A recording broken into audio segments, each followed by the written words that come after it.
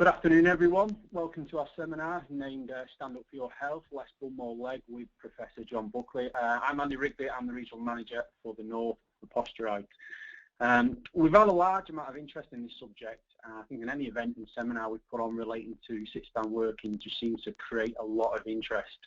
It's something we've spoke about for years. In the likes of Scandinavia, it's just a standard way of practice. But I think in the UK over the last couple of years there's been a huge amount of interest and development in this, and in no small part due to the man who's about to speak for us. We're privileged to have Professor John Buckley run the seminar on sit-stand working. We ran this as a seminar in July at the University of Chester to real good success. John is, of course, a professor at the university and heads up the MSc in cardiovascular rehabilitation. And today he'll be providing an insight into the historical, scientific and health perspective of getting office workers to stand up more frequently at work. There is an opportunity to send in questions, which we'll ask at the end of the presentation. But without further ado, I'll pass you over to John. Welcome, afternoon. Anyway, I'll get on with the presentation, and welcome to this. We've presented this with Posturite once before, about a month ago, at a conference in Chester, and very pleased about the support that Posturite is giving to the promotion of the science and understanding of sedentary behaviour. I'd also like to acknowledge some support from Public Health England in terms of funding for the international expert statement that I've been involved with, along with some more local support. Deborah Sheath at Virgin Media, and I'll mention that study a little bit that we're doing at their call centre in Sheffield, and my colleagues at the University of Chester, Mike Morris and Lizzie Parker, as part of our research team. In terms of getting into standing up a bit more at work, personally, really my inspiration came from two people. One is Professor Stuart Biddle, who has recently moved from Loughborough University to Melbourne, and Professor David Dunstan, who is based in Melbourne and one of the leading researchers in the area. And I, like everybody else, had seen some of the research and took it on board. So I decided that 2 years ago, on just after New Year's, I would try this, and there was an old desk next to my office in the lecture room, which you can see as an old lectern for teaching, and I thought, well, I'll try a bit of this standing up at work that everybody seems to be suggesting the evidence.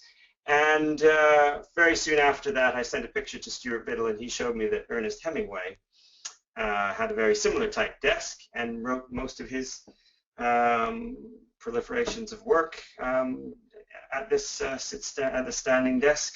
And there are very many other examples of great people that have done work. So anyway, I sort of got into this and made some communications with our university to try and promote a bit of less sedentary behavior at work around the university. And the news caught on fairly quickly, and by the 10th of January, making various comments, the press got hold of this, and so did the Daily Mail. So to get a cartoon in the Daily Mail, obviously this was quite hot topics in the new year. This led on to some work with BBC, being interviewed on BBC World News Television, and then producing a program with the BBC, Trust Me, I'm a Doctor.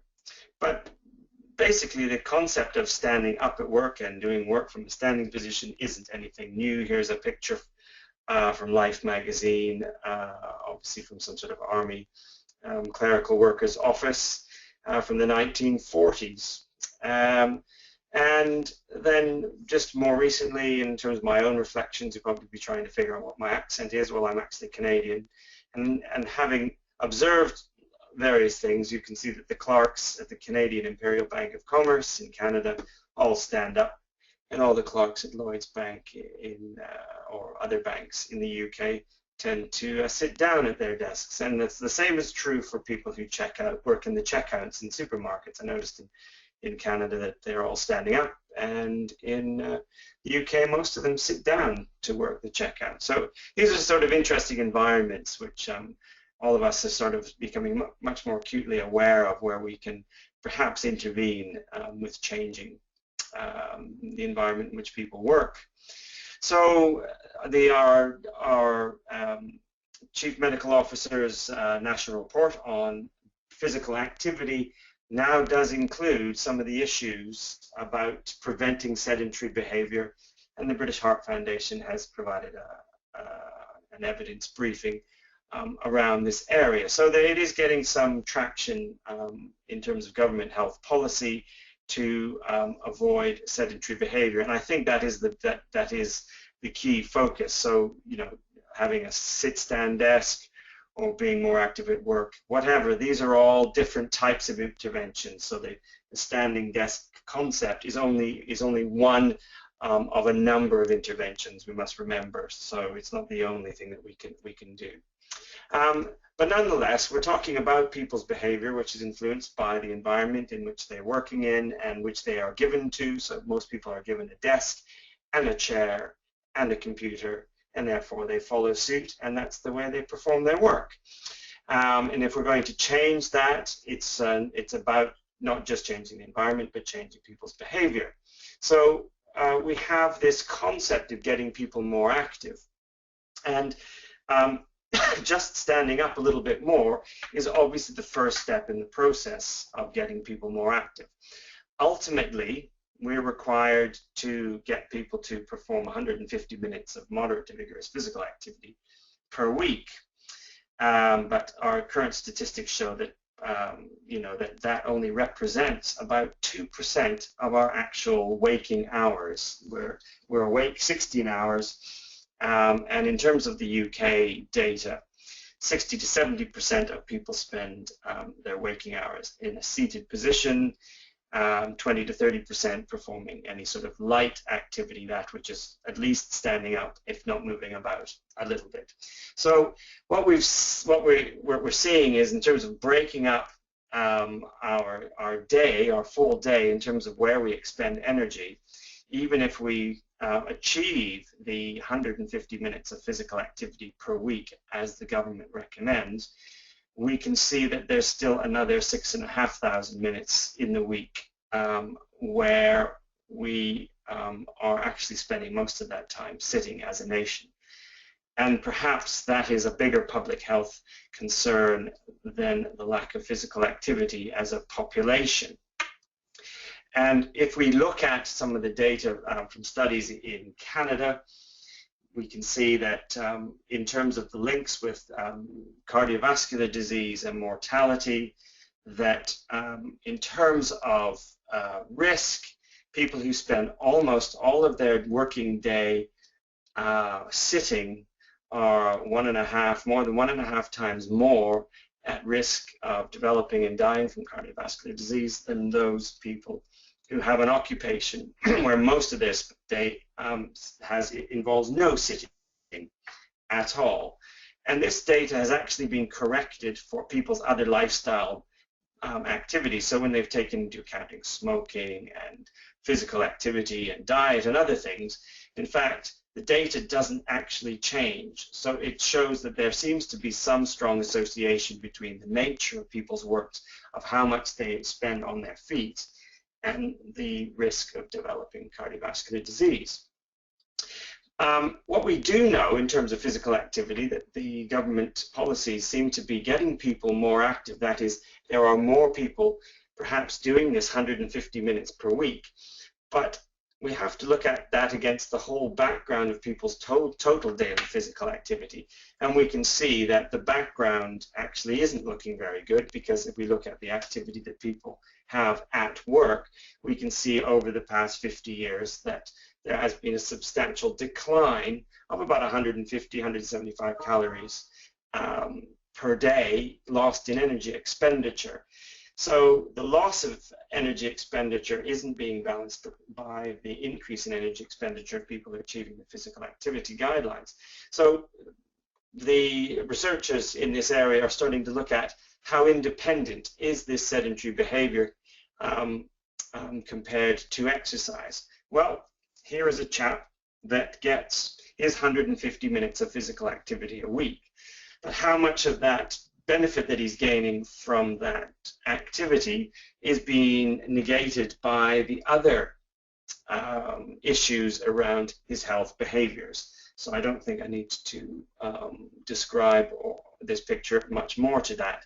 But here is a person who is active, so they're considered to be healthy in terms of their physical activity, but yet other behaviors come into play. So perhaps the chap here who has ridden his bike to and from work and got more than 30 minutes of physical activity a day, but then spends most of the day sitting at his desk, how much of the good of that transport of 150 minutes of moderate to vigorous physical activity has each day is being negated because he's sitting down the rest of the day. And it has now been highlighted that less sitting is as important to people's health as is in simply increasing people's physical activity. So here's a nice study done from Australia looking at people who do exercise to a moderate to vigorous level for 150 minutes per week, but they've looked at their television viewing behaviors and shown that the risk, there still is a risk there, even though the two groups are equal or on their exercise, that the group who watches television a lot more seems to be at a greater risk of cardiovascular disease. So we have this association between sedentary behavior and risk of developing disease. Yet most of the evidence we have is this observational information, so we're not quite sure what the mechanisms are. And again, the Canadians in their Canada Fitness Survey have defined people into various groups. So those who almost spend no time on their feet compared to those people who spend all of their time on their feet. And you can see that there's this declining increasing mortality rates, or the survival is reduced in those people who spend most of their day sitting, and divided into increments of the day of people who spend no time, a quarter of the time, half the time, 3/4 of the time, or all of their time sitting. So part of the guidelines that we've developed is in and amongst the hours that relate to this sort of data. And this is huge numbers of people that they've been following.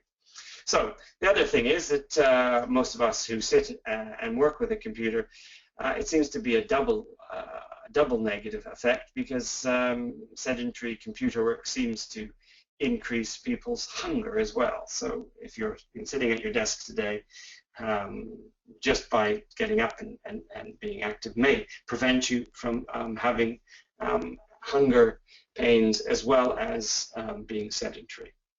We know that children who spend a lot of time sitting watching television, it seems to stun their metabolism as compared to more fidgeting type, even sedentary activity. So even within sedentary behaviors, there is differences in energy expenditure.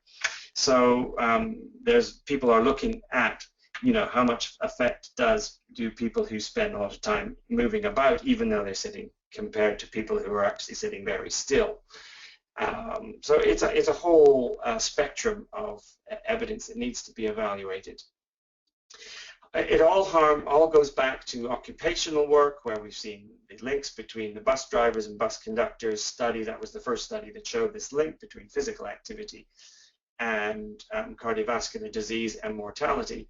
And the goal of this research was suggesting that the bus conductors were getting more physical activity, which was protecting them against developing cardiovascular disease. But we now know we could turn this question the other way around. Was it the sitting that was increasing the risk of the bus drivers, and was it actually the physical activity where the conductors were getting protection from? So it's because these risks are relative to each other. So we don't know whether it was the sitting that was causing the heart disease, or the activity which was protecting the conductors against heart disease, or perhaps the logical thing is probably a combination of the two. So simple, you need to stand up and move a bit more and more often. Well, that's very simple, and we always have these simple things in terms of health behaviors, but achieving them and sticking with them is obviously the biggest challenge. Some people have gone to the extent of having walking desks and treadmills at their desks, and whether that's a natural thing to do or not.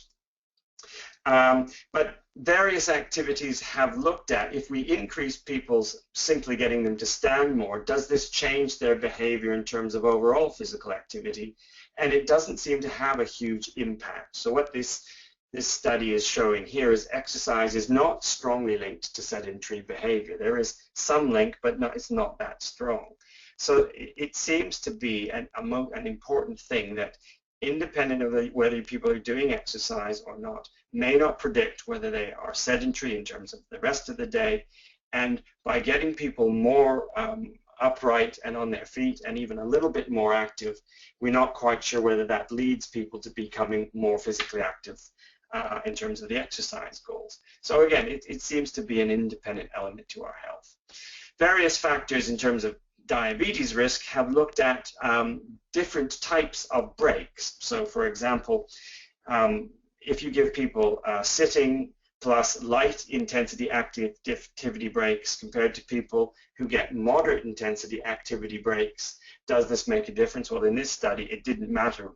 As long as people stood up and had a break, it seemed to have an equal effect on reducing the blood glucose over a day. So this study was saying, simply just get people up on their feet and moving about. It doesn't matter whether it's light or moderate intensity activity. Then others have come along and looked at, well, let's look at the typical 30 minutes a day type scenario. If we get a group of people who sit for 9 hours a day doing their work, compared to, let's take a group of people who have the normal day and they get one 30-minute session of exercise during the day, typically the lunchtime exercise session, and then the other group who gets a total of 30 minutes of activity in their day, but it's broken up with 18 mini breaks over the course of the day. And it seemed that in terms of blood glucose, which is perhaps linked to the diabetes risk, it showed that actually regular frequent bouts of short activity seem to bring the blood glucose levels down lower than compared to one exercise session of 30 minutes. Then this group in Bedford wanted to look at, well, how long does the break have to be and in what intensity? So they did sit plus a standing break and sit plus a light intensity break, and they were suggesting that there had to be some sort of movement, and these were breaks of only 2 minutes, and that was the important bit, that it was only a 2-minute break. So what this study is saying that is, if people want to get the benefit of using a sit-stand desk or doing some standing work, it has to be for something more than 2 minutes, but we don't know at the moment what is the minimum amount of time period for the breaks that we need to take. But some people are looking into this, and some studies and some researchers have suggested that perhaps if people were to at least stand for 5 minutes every hour, there's going to be some sort of benefit. But we don't know definitely these areas. But actually nobody had actually looked at continual standing, because many of us who have a sit-stand desk spend many hours, and maybe 2 to 3 hours of our day on our feet doing work. So what we did is the study that we did with the BBC on Trust Me, I'm a Doctor. We looked at getting estate agents to spend 2 to 3 hours doing their work using a sit-stand desk. Whilst we did that, we connected that with heart rate monitors, accelerometers, movement and motion sensors. We measured the energy expenditure of their work in a sitting versus a standing position, and then we looked at continuous blood glucose monitoring with very small devices that you're barely aware that you're wearing it, and every 15 minutes it's taking a little sample of the blood without you knowing it, and giving a blood glucose reading. And what we found was, over the course of an afternoon, having controlled the diets of these estate agents, showed that on the day where they spent the afternoon standing compared to sitting, the standing is in the yellow, the blood glucose values rose less and stayed down more for the rest of the afternoon compared to the blue, which was the day where they sat. So we demonstrated this mechanism, and we're now looking at this area a little bit more in our current study at Virgin Media in Sheffield at their call center. The other interesting thing was the simple fact that if you are on your feet, you're burning somewhere between 1/2 and 1 calorie extra per minute compared to doing seated work. And we base that on the oxygen measurements we did in the staff sitting and standing. So I was at a conference with my colleagues at the British Association for Cardiovascular Prevention and Rehabilitation, and I gave a challenge to the committee and said to the conference committee, we're going to stand for the whole of the conference. It's a 2-day conference, and the committee did various things. We had various places where we could stand around the room, did various things, but I said, let's just all the committee try and see if we can stand for the whole of the conference, things to lean on and whatever. And whenever there's a coffee break, then we would go sit down where everybody else was standing up. Anyways, just to the estimated results were that the standing group expended 536 extra calories by standing in those 2 days compared to everybody else who sat.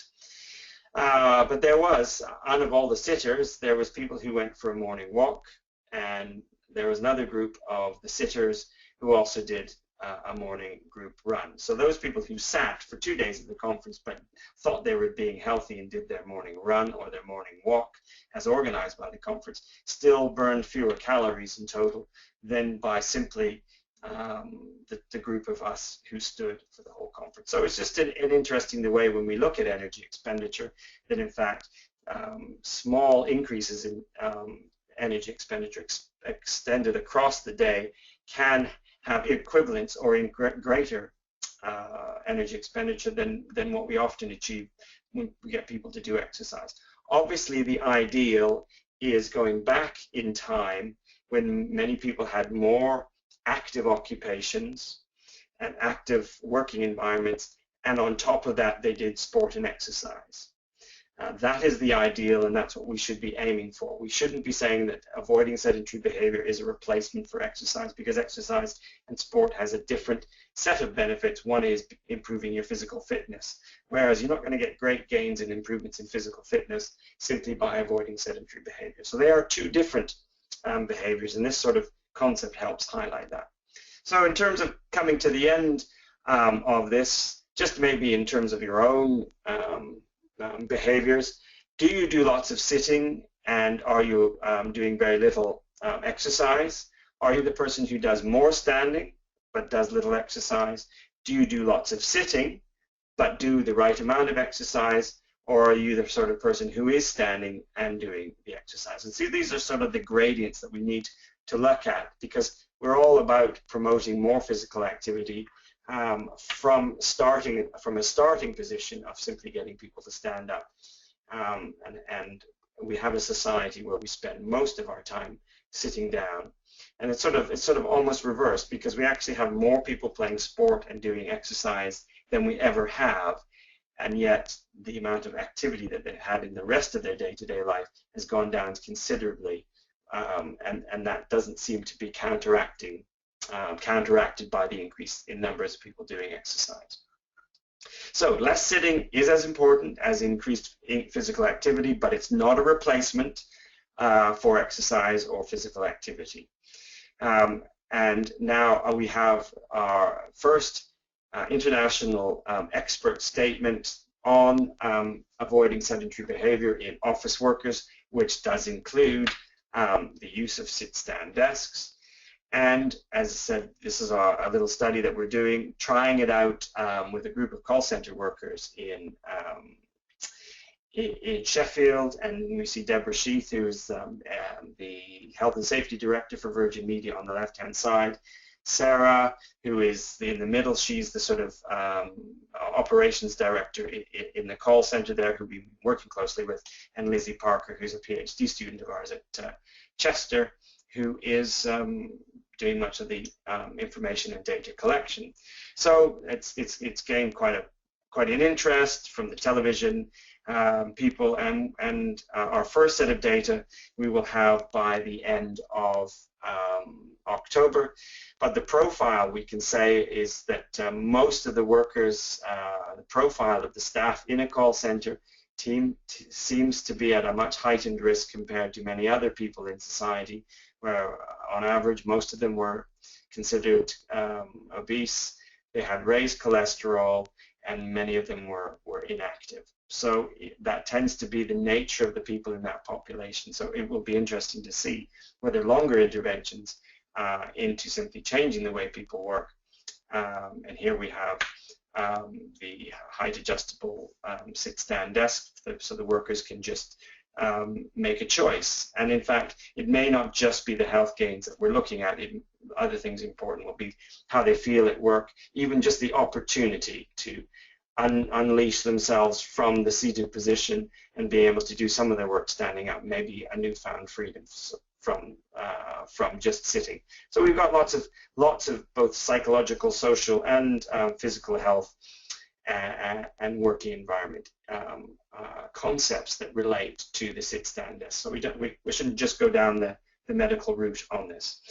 And it's become very popular. Michael Mosley was advocating this, and we had a good session at the Cheltenham Science Festival. And so in terms of summarizing what we've got and some of the key tips, these are just guidances, and we need a lot more precision to this. This is by no means, you know, a fait accompli with the guidance. It's only getting us out of the starting blocks that, you know, people should aim to accumulate, and that's over the course of the day, to be on their feet of about 2 hours more per day. And you know, the ideal from the evidence shows that people who have occupations where they're on their feet for more than half of their day seem to be protected against core diseases, cardiovascular disease, and diabetes. So that's the talk. And just going back to the title, we remind ourselves that Hemingway was definitely a man of more leg and less bum. As per his quote, "Writing and travel broaden your ass, if not your mind, and I like to write standing up." So that was Hemingway in 1950, promoting the benefits of working from a standing up position. So thank you very much for listening, and I look forward to the questions that come through. Fantastic. Thanks, John. I do have a question, but I encourage everyone to send questions in over the next few seconds while I ask this initial one. So one of the questions come in, John. A big challenge is changing the culture of an office to make it acceptable for people to be stood up throughout the day. Are there any tips on how to do this? It depends how you're trying to achieve that. One of the things is it has to do with group dynamics, finding leaders within the organization. It's, you know, anything that's behavioral seems to be, people know that it's good for them, and that never seems to be enough of a catalyst. However, if things become fashionable, that tends to influence people's behavior, or if most people want to try and belong.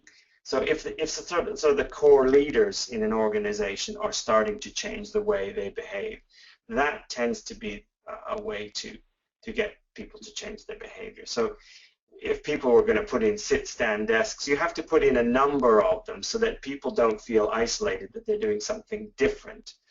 And it is quite interesting, just on anecdotes, when we started the study at Virgin Media, they now have had requests for people that weren't in the study but have seen the study going on, simply asking, can they have a sit-stand desk?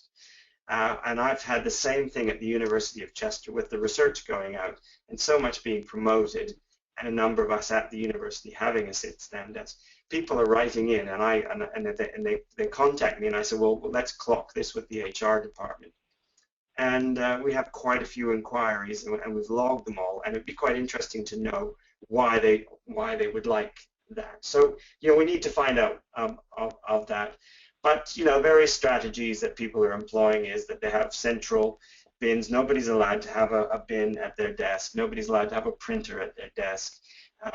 You know, there's days where they say every Wednesday is a no email memo day, and that if you want to deliver a memo, you have to do it in person, and various things like that. And these are things that create awareness, and it's the awareness that leads into people sort of observing their behaviors a bit more throughout their day, whether they're at home or whether they're at work.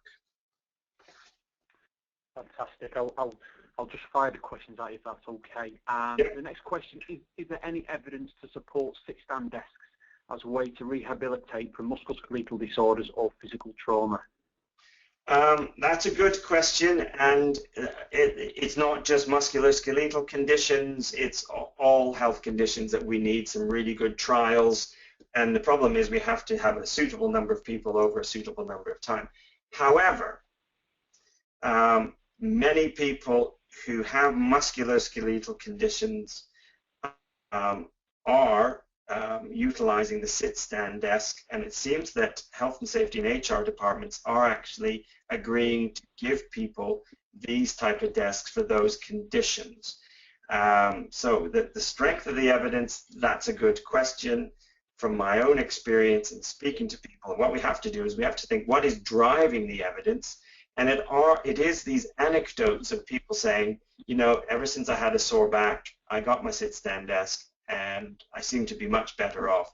Or I can take a break, a standing break, and do my work, and then I can go back sitting down, and it helps relieve things. So these are the anecdotes that are driving the evidence, and we'll probably see within the next 5 years there'll be some really good data that is appearing. But you should see the number of applications for grants for research into sedentary behavior in working environments. There are huge numbers of people applying for grants. So if we can wait 3 or 4 years, I think we will start to have some data to support these anecdotes.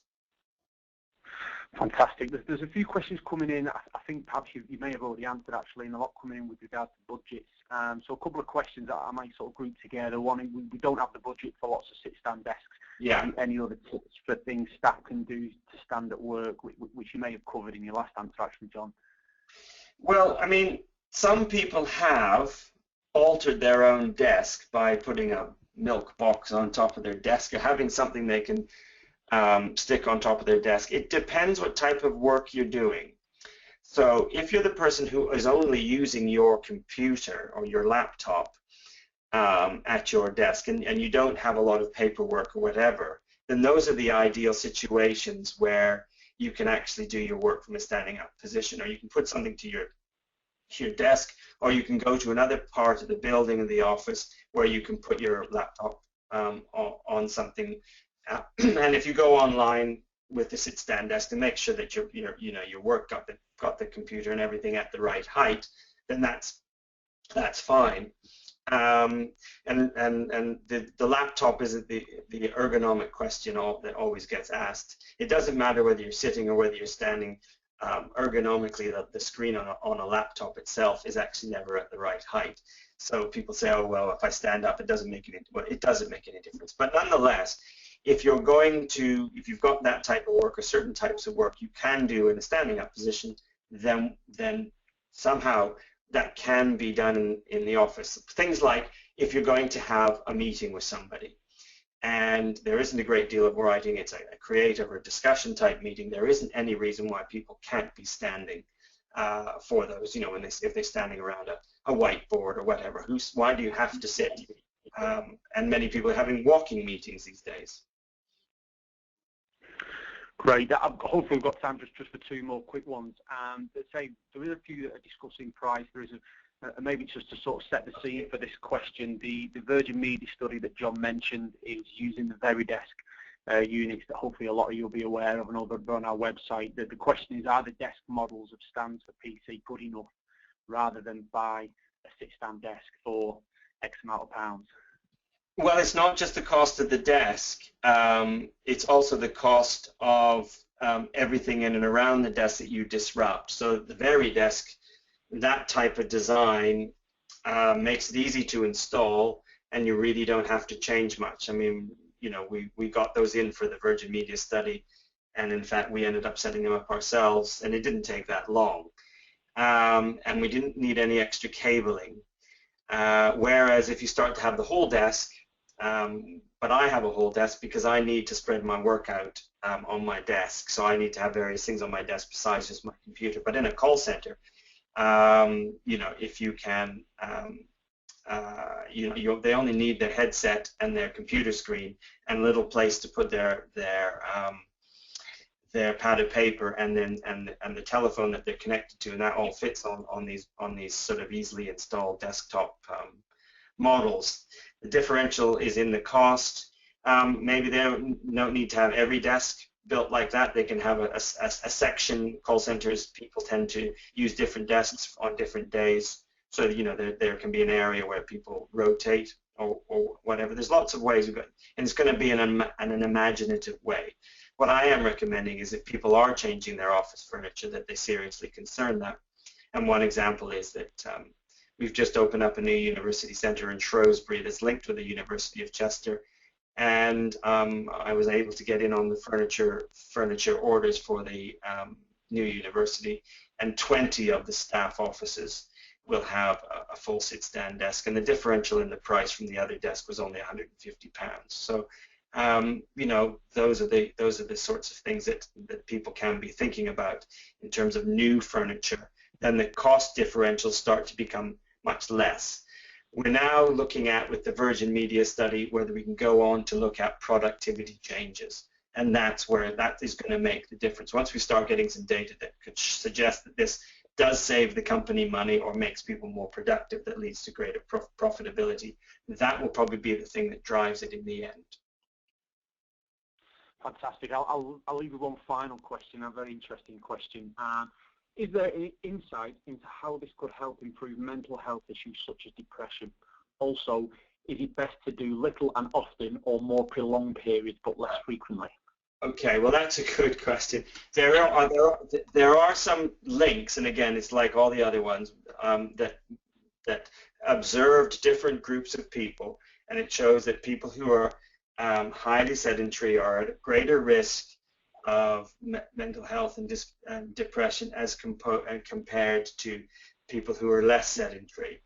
The question is, if we take people and make them less sedentary or more active, does that actually alter things? And that is a big question that is alongside all the other questions. And it depends on how sensitive we can actually measure things. The amazing thing about the blood glucose measurements is just simply standing up for an afternoon compared to sitting down, we have very, very striking results with those, and that's probably the strongest that we've had. Now we just need to follow people for a longer period of time. So I would have thought that with any physical intervention in terms of physical health, we tend to get a whole host of benefits with an intervention, and that is the great thing about physical activity. When we get people to use their bodies more, it tends not to just be it's not a targeted health benefit. It seems to cover musculoskeletal, heart and circulation benefits, metabolic, and also mental health conditions. Fantastic. I think we're running out of time now, so I'll close it there if that's okay. I know there's a few questions that are sort of very workstation specific, which if you're happy with us, we'll contact you individually about that. But yeah, just leave and say thank you very much to John. A lot of positive feedback on the questions. Just to remind everyone, the webinars are recorded, so they'll all be on our website as well if you want to play it back, let other people hear it. But yes, thank you very much for your attendance and your patience at the start. Thank you.